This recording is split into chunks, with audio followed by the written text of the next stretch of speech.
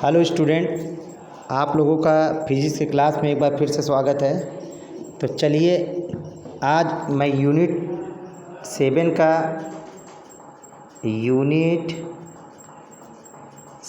का लेक्चर 3 लेके आ रहा हूँ। तो लेक्चर 3 में जो यूनिट 7 का है उसमें जैसे कि पिछले पार्ट में मैंने आपको लेज़र के बारे में पढ़ाया था, तो लेज़र अब वो समाप्त हो गया है। अब मैं शुरू करने जा रहा हूँ फाइबर ऑप्टिक्स। तो फाइबर ऑप्टिक्स क्या होता है इसके बारे में आप जानिए। पहले फाइबर ऑप्टिक्स है क्या? तो फाइबर ऑप्टिक्स एक संचरण प्रणाली है जिसमें सूचनाओं की जानकारी एक स्थान से दूसरे स्थान में ऑप्टिकल फाइबर के माध्यम से प्रकाश बिंदुओं के रूप में भेजी जाती है। प्रकाश एक विद्युत चुम्बकीय तरंग वाहक विकसित करता है, यानी प्रकाश क्या करता है? एक विद्युत चुम्बकीय तरंग वाहक विकसित करता है जो विविध रूप से जानकारी को साथ ले जाते हैं। फाइबर ऑप्टिक्स का पिछले 2 दशकों में संचार के क्षेत्र में अत्यधिक विकास हुआ है। आधुनिक समय में इसका प्रयोग कहाँ कहाँ होता है? फाइबर ऑप्टिक्स का संचार के अभिन्न अंग में है, जैसे भवनों, अस्पतालों, मशीनों इत्यादि में सिग्नल को ट्रांसफ़र करने के लिए किया जाता है फाइबर ऑप्टिक्स। अब ये फाइबर ऑप्टिक्स वर्क कैसे करता है, अब ये देखिए आप। हाँ स्टूडेंट, देखिए फाइबर ऑप्टिक्स वर्क कैसे करता है। तो इसके लिए 2-3 जो डिफिनीशन आपको बताने जा रहे हैं वो ध्यान से सुनिएगा। जैसे पूर्ण आंतरिक परावर्तन। तो पूर्ण आंतरिक परावर्तन क्या होता है पहले ये जानिए। जब कोई प्रकाश किरण सघन माध्यम से विरल माध्यम में प्रवेश करती है और आपतन कोण का मान क्रांतिक कोण से अधिक हो जाए तो प्रकाश किरण आपतित होने के बजाय उसी माध्यम में परावर्तन के नियम का पालन करती हुई परावर्तित हो जाती है। इसे प्रकाश का पूर्ण आंतरिक परावर्तन कहते हैं। तो समझ गए बच्चों? यानी क्या?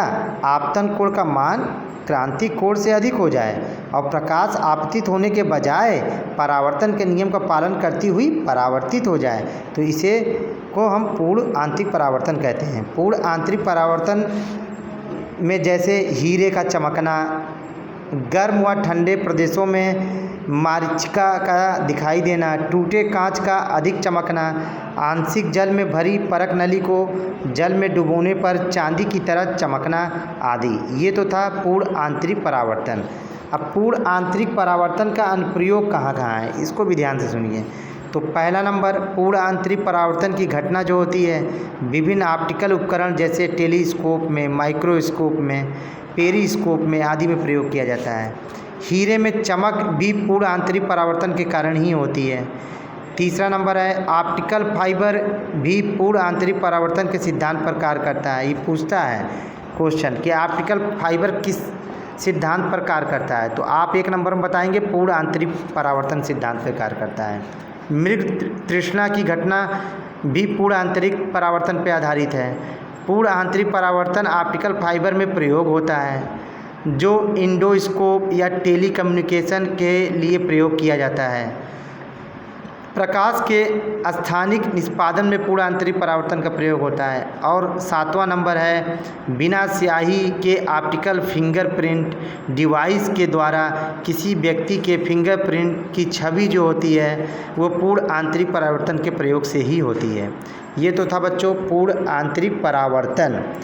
अब अगला टॉपिक है बच्चों क्रांतिक कोण, यानी क्रिटिकल एंगल क्या होती है, ये भी इम्पॉर्टेंट है। तो देखिए, जब कोई प्रकाश किरण सघन माध्यम से विरल माध्यम में प्रवेश करती है, यानी जब कोई प्रकाश किरण सघन माध्यम से विरल माध्यम में प्रवेश करती है तो वह अपने मार्ग से दूर हट जाती है, मतलब पीछे हटने लगती है, दूर हट जाती है। अर्थात आपतन कोण का मान आपतन कोण के मान से अधिक होता है। जैसे जैसे आपतन कोण आईपी, जैसे यहाँ मैंने लिखा है देखिए आईपी का मान बढ़ाते जाते हैं तो अपवर्तन कोण का मान भी बढ़ता जाता है। आपतन कोण के एक विशेष मान का अपवर्तन कोण का मान 90 डिग्री हो जाता है। कितना हो जाता है? 90 डिग्री हो जाता है। और जैसे ही 90 डिग्री होता है ये क्रांतिक कोण में बदल जाता है, यानी आपतन कोण के इस विशेष मान को क्रांतिक कोण कहते हैं। तो इसमें स्नेल का नियम जब लगाते हैं तो स्नेल का नियम होता है बच्चों sin I/sin 90 डिग्री। तो तो साइन 90 डिग्री वैल्यू 1 होती है, तो साइन आई बराबर 1 अपान ये जो म्यू लिखे हैं 1 और 2, 1 और 2 जो होता है वो सघन माध्यम से विरल माध्यम में जाते हैं। ये तो रहा बच्चों क्रांतिक कोण और पूर्ण आंतरिक परावर्तन, ये दोनों बहुत इंपॉर्टेंट है बच्चों। सुना। हाँ हेलो स्टूडेंट, हाँ ये तो हो गया आंतरिक परावर्तन और पूर्ण आंतरिक परावर्तन। अब देखिए पूर्ण आंतरिक परावर्तन की कुछ स्थितियाँ, क्या क्या स्थितियाँ होती हैं ये भी जानना जरूरी है। तो जैसे विरल की एक किरण ऑप्टिकल सघन माध्यम में विरल माध्यम में जाती हैं तो यह किरण दो माध्यम के क्रांतिक कोण से भी अधिक कोण पर आपतित होती हैं। फिर यह किरण उस माध्यम में वापस चल जाती हैं जो अपवर्तन के नियम का पालन करती हैं। किसके नियम का पालन करती हैं? अपवर्तन के नियम का पालन करती हैं। यह घटना पूर्ण आंतरिक परावर्तन कहलाती है। इसकी दो स्थितियां होती हैं। देखिए दो स्थितियां बहुत इंपॉर्टेंट हैं। पहली, प्रकाश की किरण सघन माध्यम से विरल माध्यम में अवश्य जानी चाहिए, ये पहली स्थिति हो गई। दूसरी, सघन माध्यम में आयाती कोण जो होते हैं दो माध्यम के लिए क्रांतिक कोण से अधिक होना चाहिए, यानी जो दो माध्यम का कोण होगा आयाती कोण वो दो माध्यम के क्रांतिक कोण से अधिक होना चाहिए। ये तो बच्चों हो गया पूर्ण आंतरिक परावर्तन की स्थितियाँ। अब अगला टॉपिक है प्रकाशीय रेशा या ऑप्टिकल फाइबर। हिंदी में बोलते हैं ऑप्टिकल फाइबर और इसको हिंदी में बोलते हैं प्रकाशीय रेशा, इंग्लिश में ऑप्टिकल फाइबर। तो अब आपको बताए जा रहे हैं परिचय में ऑप्टिकल फाइबर होता क्या है। तो ऑप्टिकल फाइबर एक माध्यम है जिसकी सूचनाओं को एक स्थान से दूसरे स्थान तक प्रकाश तरंगों के रूप में भेजा जाता है। अतः ऑप्टिकल सिग्नल को एक स्थान से दूसरे स्थान तक ले जाने में जिस केबल का उपयोग किया जाता है उसे हम ऑप्टिकल फाइबर कहते हैं। हाँ स्टूडेंट, तो आपको मैंने ये बताया, क्या क्या बताया, आपको बताया प्रकाशीय रेशा या ऑप्टिकल फाइबर कैसे एक स्थान से दूसरे स्थान जाता है। तो ऑप्टिकल फाइबर की देखिए संरचना पे आई है। अब ये संरचना है। तो पहले ये मैंने बनाया है ऑप्टिकल फाइबर। जो तार होता है पहला होता है कोर, दूसरा होता है क्लैडिंग और तीसरा होता है बफर कटिंग। तो ये तीन पे जुड़ा होता है ऑप्टिकल फाइबर के संरचना, यानी ऑप्टिकल फाइबर का जो फिगर है ये दिया हुआ है। तो चलिए पहले कोर के बारे में बताते हैं। कोर क्या है, क्लैडिंग क्या है और प्लास्टिक जैकेट क्या है, जिसे बफर कोटिंग बोलते हैं। तो चलिए कोर, ऑप्टिकल फाइबर का यह मुख्य भाग होता है जो बहुत पतले कांच, पॉलीमर या सिलिकॉन से बना होता है। किससे बना होता है? सिलिकॉन या पॉलीमर से।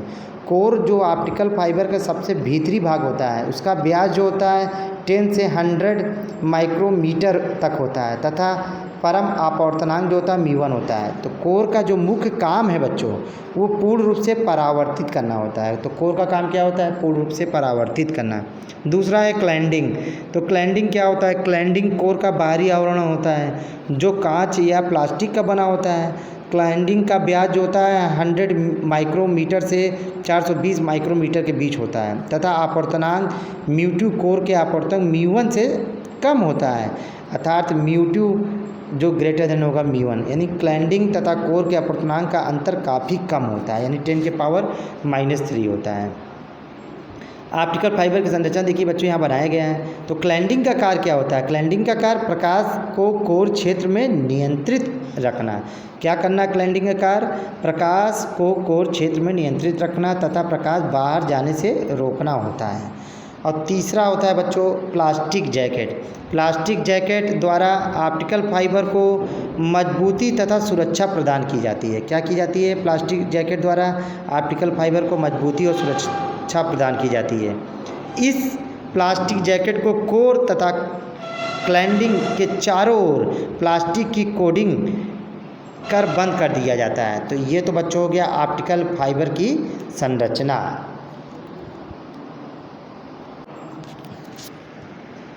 हाँ स्टूडेंट, अब अगला जो है टॉपिक बच्चों वो है ऑप्टिकल फाइबर के प्रकार, मतलब कितने प्रकार के ऑप्टिकल फाइबर होते हैं। तो अभी हम पढ़ाने जा रहे हैं आपको ऑप्टिकल फाइबर के 2 प्रकार हैं। तो 2 प्रकार में कौन कौन से पहले हैं? पहला स्टेट इंडेक्स फाइबर बोलते हैं और दूसरे को बोलते हैं ग्रेडेड इंडेक्स फाइबर। तो पहला शुरू करते हैं स्टेट इंडेक्स फाइबर। तो स्टेट इंडेक्स फाइबर क्या होता है इसे सुनिए। स्टेप इंडेक्स फाइबर की जो संरचना में कोर का जो व्यास होता है लगभग 50 माइक्रोमीटर तथा क्लैंडिंग का जो व्यास होता है 125 माइक्रोमीटर तक होता है। तो स्टेप इंडेक्स फाइबर के कोर में सिग्नल जो होते हैं जिग जैग पथ के रूप में संचरित होते हैं। जिग जैग मतलब होता है टेढ़े मेढ़े।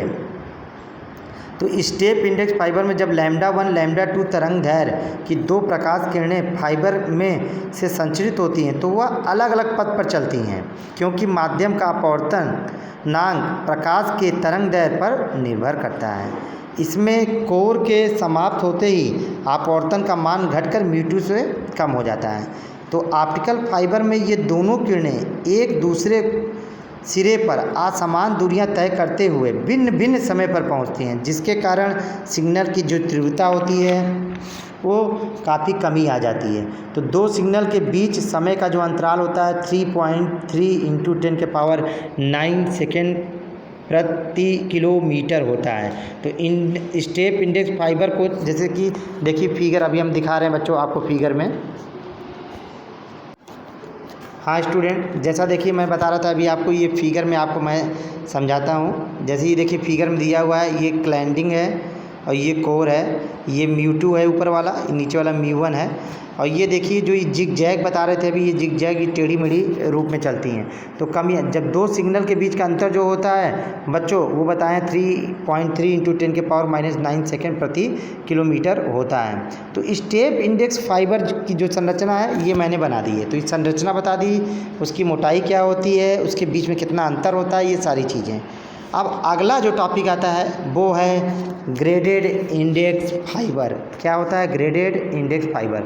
तो ग्रेडेड इंडेक्स फाइबर में कोर तथा क्लैंडिंग के बीच स्पष्ट पृथककारी सतह नहीं होती है। जैसे देखिए फिगर में बनाया हुआ है, यानी ग्रेडेड इंडेक्स फाइबर जो होता है उसमें कोर तथा क्लैंडिंग के बीच स्पष्ट पृथककारी सतह नहीं होती है, जैसा कि देखिए चित्र में दिखाया गया बच्चों। तो इसके अपवर्तनांक का जो मान होता है कोर के केंद्र में अधिकतम होता है, यानी केंद्र में जो होगा वो अधिकतम होगा तथा बाहर की ओर घटता चला जाता है, यानी बाहर की ओर जब निकलता है तो वो घटता चला जाता है। इस प्रकार के फाइबर में सभी सिग्नल फोकस पर एक साथ पहुंचते हैं, यानी सारे सिग्नल फोकस पर एक साथ पहुंचते हैं तथा कोर के अंदर एक वक्र पथ के रूप में संचरित होता है। तो ग्रेडेड इंडेक्स का जो फाइबर में जब λ1 और λ2 तरंगे, दो तरंगे जो बताएं बच्चों λ1 और λ2, दो तरंगों को किरण फाइबर में संचरित होती हैं तो वो असमान दूरियां तय करते हुए फोकस पर एक ही साथ पहुंचती हैं, क्योंकि λ1 तरंग की गति λ2 तरंग की गति से अधिक होती है, इसलिए ये दोनों किरणें फोकस पर एक साथ पहुंचती हैं। इन सिग्नल के बीच 10⁹ सेकेंड प्रति किलोमीटर के समय का अंतर आ जाता है। तो ग्रेडेड इंडेक्स फाइबर में प्रकाश पथ को जैसे यहाँ देखिए प्रदर्शित किया गया है। तो ये ग्रेडेड इंडेक्स फाइबर में सिग्नल का संचरण हो रहा है ये और ये। तो जब लिखित परीक्षा होती थी बच्चों तो इसमें फिगर बनाने को आता था, लेकिन इसमें आपको फिगर से ज़्यादा एक एक नंबर के क्वेश्चन पे ज़्यादा ध्यान देना है, क्योंकि एक ही नंबर के क्वेश्चन आएंगे। ओके स्टूडेंट, कल फिर से आपको नया टॉपिक लेके आएंगे। ओके।